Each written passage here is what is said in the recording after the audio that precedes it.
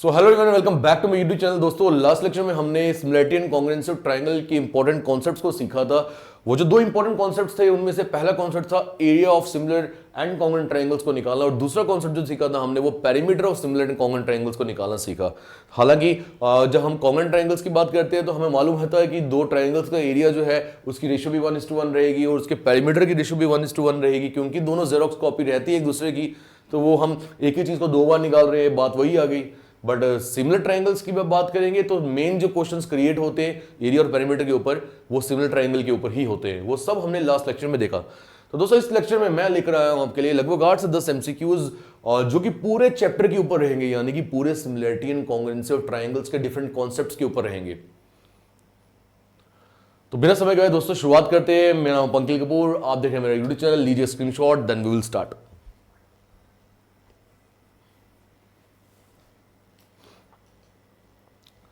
चलिए, now read first question. Two triangles बोल रहा है, दो ट्राइंगल है, triangle A B C.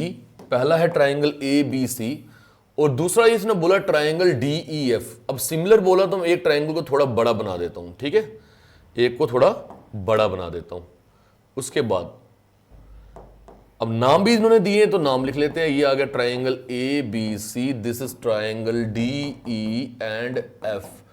If A B equals to 6 centimetre, बोल रहे ए बी जो है वो है आपकी 6 सेंटीमीटर, बी सी है 8, बी सी आ गई भाई 8 सेंटीमीटर।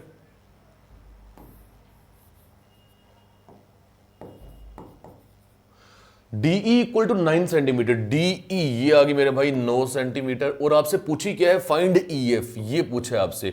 दोस्तों ये बेसिक लेवल एमसीक्यू है। अगर आपका एग्जामिनेशन 2 टीयर में होता, टीयर 1 टीयर 2, यानी टीयर 1 प्रीलिमिनरी एग्जामिनेशन होता, तो मैं आपको क्लियरली ये बताता कि ऐसे सवाल आपको मिलते देखने को।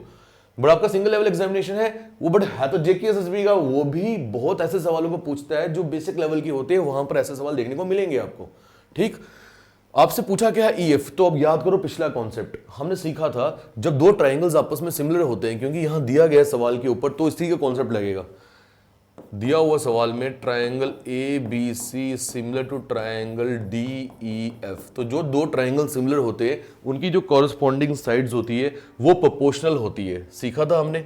अब कॉरस्पॉन्डिंग साइड्स कौन कौन सी उठाऊंगा मैं, एक तरफ उठा रहा हूं अगर ए बी, तो दूसरी तरफ मैं उठाऊंगा डी ई, और यहां मैं उठाऊंगा बी सी, उस तरफ से मैं उठाऊंगा ई एफ। ऑब्वियसली बात है मुझे ए सी और डी एफ थोड़ी ना उठानी है, क्योंकि उनका ना ही हमें वो दी गई है ना ही उनका इस्तेमाल है यहां पर। समझ रहे मेरा पॉइंट। बस अब करना क्या है, वैल्यूज को सब्स्टिट्यूट करो, आंसर आपके सामने होगा।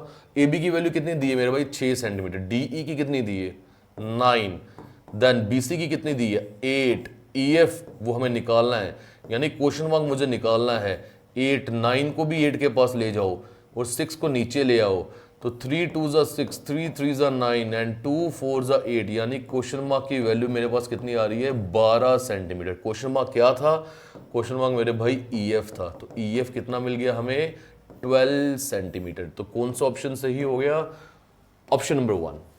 डन, क्लियर हो गया। ये कौन सी प्रॉपर्टी हमने यूज की, when two triangles are similar their corresponding sides are proportional, ये वो यूज करी है हमने। और कौन सी चार हमने कॉरस्पॉन्डिंग साइड ली, ए बी के सामने डीई ली और बी सी के सामने ई एफ ली। मैंने ए सी और डी एफ क्यों नहीं लिया, क्योंकि ना ही उसकी वैल्यू दी है ना ही उसका इस्तेमाल होना है, तो लूंगा क्यों मैं। तो ये था हमारा पहला सवाल। दूसरे सवाल के ऊपर आते हैं, रीड करिए।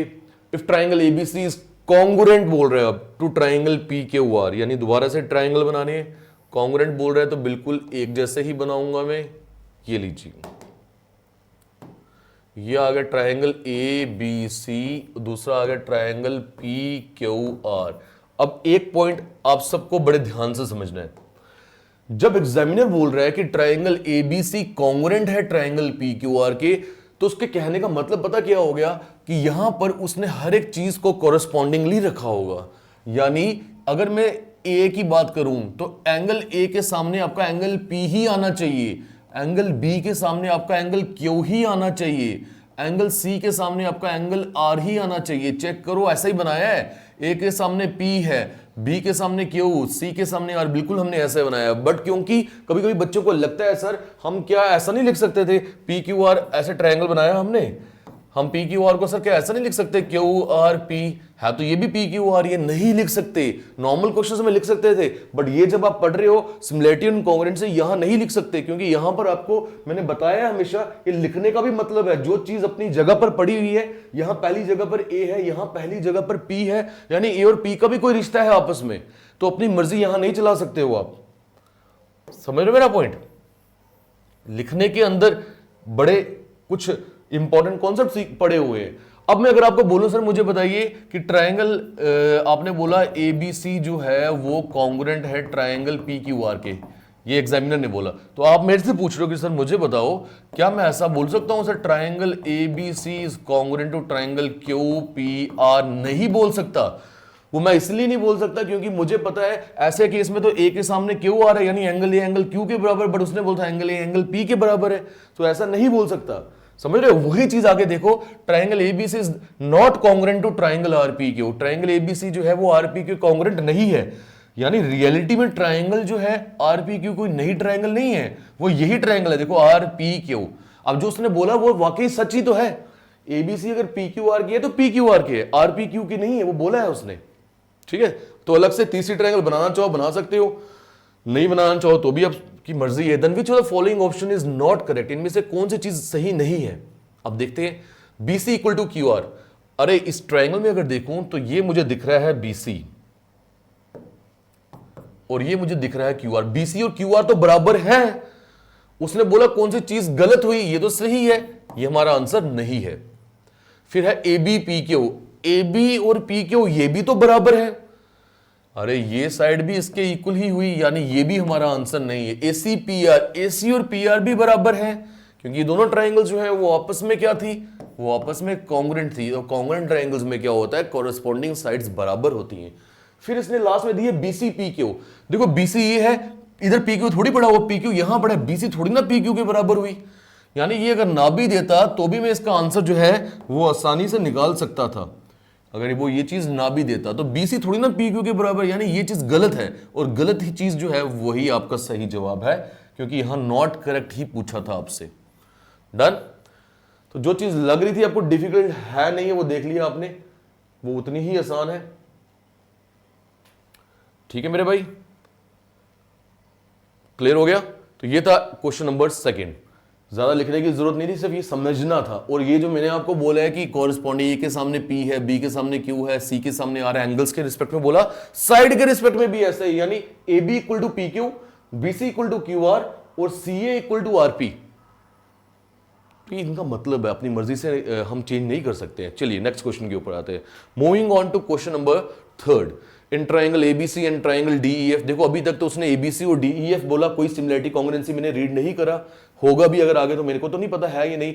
तो अभी तो आप ट्रायंगल कुछ भी बना सकते हो, आप इधर ए बी सी लिखो और आप इधर चाहे डी ई एफ लिख दो, कोई फर्क नहीं पड़ता, क्योंकि सिमिलरिटी कॉन्ग्रुएंसी तो बात ही नहीं हुई है। ए के सामने एफ आए, ई आए, डी आए, डजंट मैटर, बट जब वो सिमिलरिटी या कॉन्ग्रुएंसी की बात करेगा मतलब तभी पड़ेगा।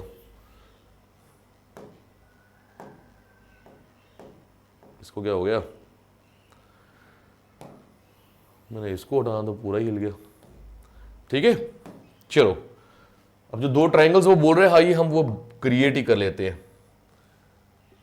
और कॉन्ग्रुएंट वर्ड बोला, यानी दोनों ट्रायंगल बराबर ही होंगे। ये लीजिए दो ट्रायंगल बना दिए मैंने, उसने बोला क्या है, ट्रायंगल ए बी सी, ये लीजिए ए बी सी, दूसरे का नाम है D E F. A B equal to D E बोल रहा है, ए बी और डी ई बराबर है। ए सी इक्वल टू डी एफ, ए सी और डी एफ भी बराबर है। एंगल ई 85 डिग्री, यानी ये एंगल आ गया 85 डिग्री। एंगल एफ 40 डिग्री, यानी ये एंगल आ गया 40 डिग्री। ठीक है, एक पीछे रह गया, एंगल ए 55 डिग्री, ये वाला एंगल, ये एंगल आ गया 55 degree. Then by which property triangle ABC is congruent to triangle DEF, बोल रहे कौन सी प्रॉपर्टी से एबीसी और डीईएफ कॉन्ग्रुएंट है। अब मुझे समझ आ रहा है यार, ये साइड इसके बराबर, ये साइड इसके बराबर, और ये बीच का एंगल जो है ये भी अगर इसके बराबर हो जाए तो साइड एंगल साइड से मेरा ये जो ट्रायंगल्स है वो कॉन्ग्रुएंट हो जाएंगे। यानी अगर मुझे ट्रायंगल ए बी सी को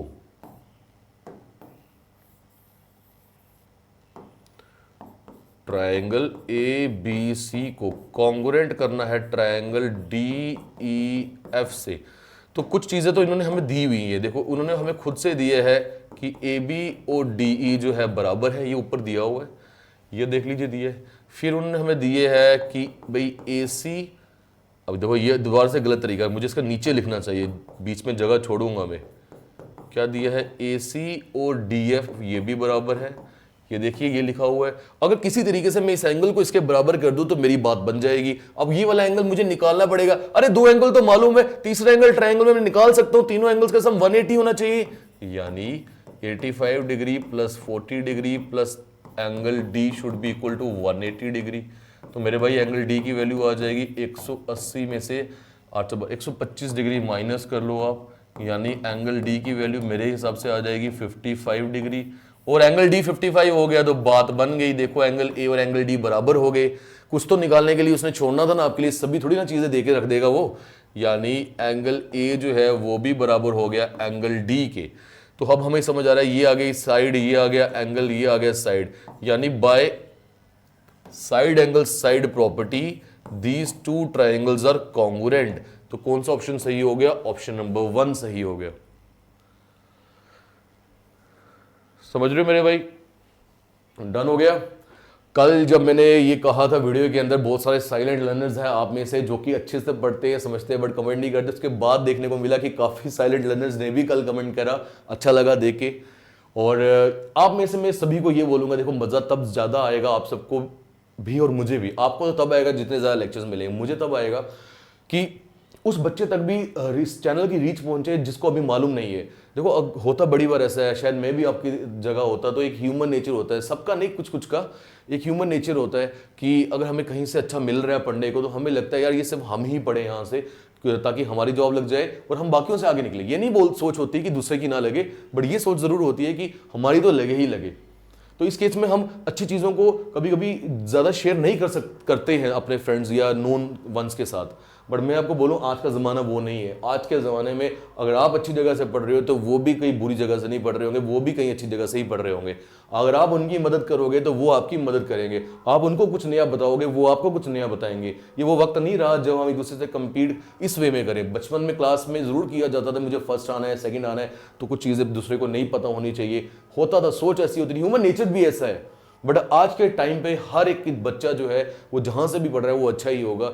और हर एक बच्चा जो है उसकी अपनी खुद की तो कोशिश रहती ही है कि वो अच्छी जगह से पढ़े, क्योंकि यूट्यूब पे हर चीज़ अवेलेबल है, किताबें हर तरह की आ गई।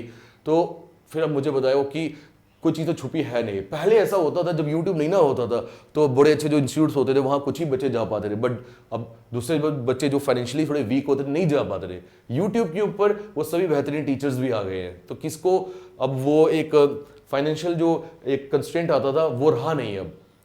तो इसलिए मैं आपको बोल रहा हूँ ऐसा नहीं सोचना है कि यार अच्छी चीज़ है तो हम ही करें, सब करें। आप भी अच्छा करोगे वो भी अच्छा करेंगे, बस बात वहीं पर आ जाएगी जिस बच्चे ने हार्डवर्क करा, जिस बच्चे ने स्मार्ट वर्क करा विद हार्डवर्क, और जो वाकई दिल का साफ है, उसे मालूम है कि यार वो कभी किसी के साथ गलत नहीं करता। ये भी एक इम्पोर्टेंट एस्पेक्ट होता है। तो भगवान उसको जॉब से क्यों मुझे बताओ वंचित रखेगा, वो मिलेगी उसको जॉब।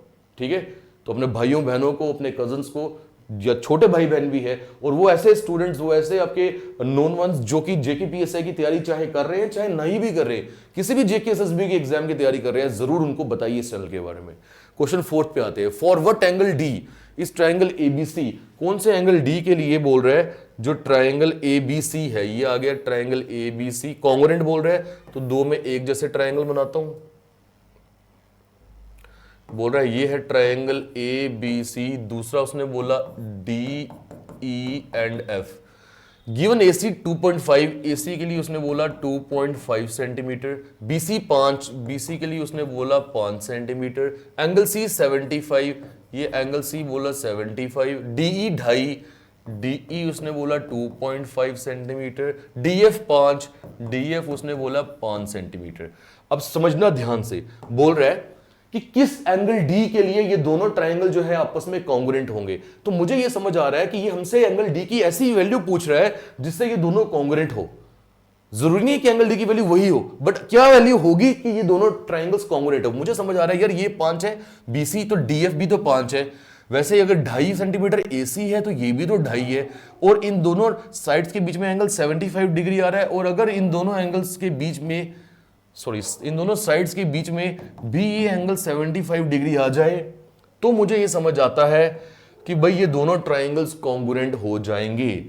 तब ये दोनों ट्राइंगल्स जो होंगे, यानी triangle ABC that will be congruent to triangle DEF। ऐसा कैसे? ऐसा इसीलिए क्योंकि हम कौन सी प्रॉपर्टी को यूज कर रहे हैं यहां पे, SAS प्रॉपर्टी। हम कौन सी प्रॉपर्टी को यूज कर रहे हैं? SAS property. हमने देखा यहां पर एक पॉइंट कि भाई दो साइड्स बराबर हुई और एक एंगल भी आपस में बराबर हो गया, तो SAS प्रॉपर्टी आ गई। तो यही चीज मैं आपको बता रहा हूं, ठीक है। तो एंगल D की क्या वैल्यू होनी चाहिए? 75 डिग्री होनी चाहिए। तो ऑप्शन नंबर 3 दोस्तों हमारा सही जवाब होगा। डन, चले चलिए भाई। तो जस्ट अ सेकंड सर, आना आपने? 1 मिनट है, 1-2 मिनट, ठीक। तो जल्दी से दोस्तों क्वेश्चन 5th और क्वेश्चन 6th के ऊपर आ जाए आप। देखो, it is given that triangle ABC and triangle PQR, दो ट्राइंगल है, ये आ गया ट्राइंगल ABC और ये आ गया ट्राइंगल PQR। ABC PQR। अब जो वैल्यूज दी है जल्दी से हम वो लिख लेते हैं। बोला है कि ट्राइंगल ABC और PQR कॉन्ग्रुएंट है, ये भी बताया हुआ है, यानी ABC is congruent to triangle PQR। नाम दिया हुआ है, यानी AB PQ के बराबर, BC QR के बराबर। बात समझ ही रहे हो ना आप दोस्तों? पिछले सवाल में अगर किसी को ये लग रहा है कि सर BC यहां है और DF यहां चली गई, तो इसमें कोई दिक्कत है? कोई दिक्कत नहीं है। आपको ये समझना है कि इस ट्रायंगल को ऐसा घुमा के अगर आप देखोगे तो बात वहीं पर आ जाएगी। बस क्योंकि पहले से इससे दिया हुआ है तो हम कुछ कर नहीं सकते, हमें रूल लगाना है। जब खुद बनानी हो ट्रायंगल्स को तब हमें ध्यान रखना पड़ता है, ठीक है। हम यहां तक पहुंचे थे, बोला AB 5 सेंटीमीटर, ये आ गया AB 5 सेंटीमीटर, एंगल B 40, यानी एंगल B आ गया 40, A 80, एंगल A आ गया 80। Then which are the following option is true, इनमें से कौन सा ऑप्शन सही है? पहली बात सिंपल है, जो चीजें दी है मैं वहां पे डाल देता हूं यार। अगर AB 5 सेंटीमीटर है तो PQ भी 5 सेंटीमीटर होनी चाहिए, ये समझ आ रहा है। अगर एंगल B है 40 तो एंगल Q भी 40, एंगल A 80, एंगल P भी 80, क्योंकि यही दो ट्राइंगल बराबर थे, कॉन्ग्रुएंट थे। कॉन्ग्रुएंट का मतलब A के सामने एंगल P था, तो जो एंगल A और एंगल P है वो बराबर होंगे। इन्होंने नाम इस तरीके से रखे हुए हैं, तो जो चीजें इसमें दी थी ट्राइंगल में मैंने वो यहां पर लिख दी। अब बोल रहे कौन सा ऑप्शन सही है बताओ? PQ 5 सेंटीमीटर, क्या PQ 5 सेंटीमीटर है? बिल्कुल सही। और एंगल R 60, क्या एंगल R 60 डिग्री है? अरे एंगल R तो दिया ही नहीं है, मुझे निकालना पड़ेगा। इस पूरे ट्राइंगल में तीन एंगल का सम 180 होना चाहिए, 80 और 40 हो गया 120। हाँ जी, एंगल R जो है वो 60 डिग्री का ही आ रहा है। मुझे लग रहा है पहला ही ऑप्शन सही हो गया, बाकियों को गलत प्रूव करते हैं। QR 5, अरे QR के बारे में तो मुझे जो जानकारी है ही नहीं, क्योंकि वो दिया ही नहीं है, तो ये तो मैं निकाल ही नहीं सकता, ठीक है। QR 5, अगेन QR के बारे में कोई जानकारी नहीं है, मैं नहीं निकाल सकता। PQ 5, हाँ जी PQ 5 है। एंगल P 60, अरे एंगल P तो 80 है, ये भी ऑप्शन गलत। यानी कौन सा ऑप्शन सही हो गया? Option 1। By what? By CPCT, यानी corresponding parts of congruent triangle. ये कोरस्पॉन्डिंग पार्ट्स है किसके? कॉन्ग्रुएंट ट्राइंगल के। दिस इज लास्ट क्वेश्चन दोस्तों। दो ट्राइंगल्स दी थी, जल्दी से आ जाइए इन दो ट्राइंगल्स के ऊपर, ABC एंड PQR, ठीक है। ABC एंड PQR बोले दोनों ट्राइंगल कॉन्ग्रुएंट है। एंगल ABC यानी ये एंगल दिया है आपको, एंगल PQR ये भी एंगल दिया हुआ है आपको, एंगल RPQ ये भी एंगल दिया हुआ है। Then what value of angle ABC in degrees? Find the value. ABC की वैल्यू निकालनी है आपको डिग्रीज में। मेरे भाई ये दोनों ट्राइंगल अगर आपस में कॉन्ग्रुएंट है तो हमें ये समझ आता है कि सब एंगल्स आपस में बराबर होंगे। तो क्यों ना मैं एक पॉइंट कर लूं, एंगल B जो है वो बराबर कर लूं एंगल Q के। उसका तो इस्तेमाल करूंगा ही नहीं, यहीं से मेरा आंसर निकल रहा है। देखो एंगल B, यानी B को मैं ऐसा भी तो लिख सकता हूं ABC, तो एंगल ABC बराबर एंगल PQR के। बताओ ABC की वैल्यू कितनी आ गई? x plus 60 degree. बताओ PQR की वैल्यू कितनी आ गई? 85 माइनस 4x डिग्री। इसकी तो जरूरत ही नहीं है, बस करो सॉल्व। देखो 60 यहीं पे है, 85 इसके पास आ जाएगा, और माइनस 4x माइनस x, यहां पे कितना आ गया? माइनस 25 डिग्री, यहां minus 5x, minus minus cancel, यानी x की वैल्यू कितनी मिल रही है 25/5, तो कितनी मिल गई 5। आयो सर, x की वैल्यू कितनी मिल गई 5। तो ये था हमारा आज का दोस्तों लास्ट क्वेश्चन और भी जरूर थे, बट वक्त की कमी के कारण मुझे इतना ही रखना पड़ेगा। मिलते हैं अगले लेक्चर में। Till then take care, good bye, जय हिंद।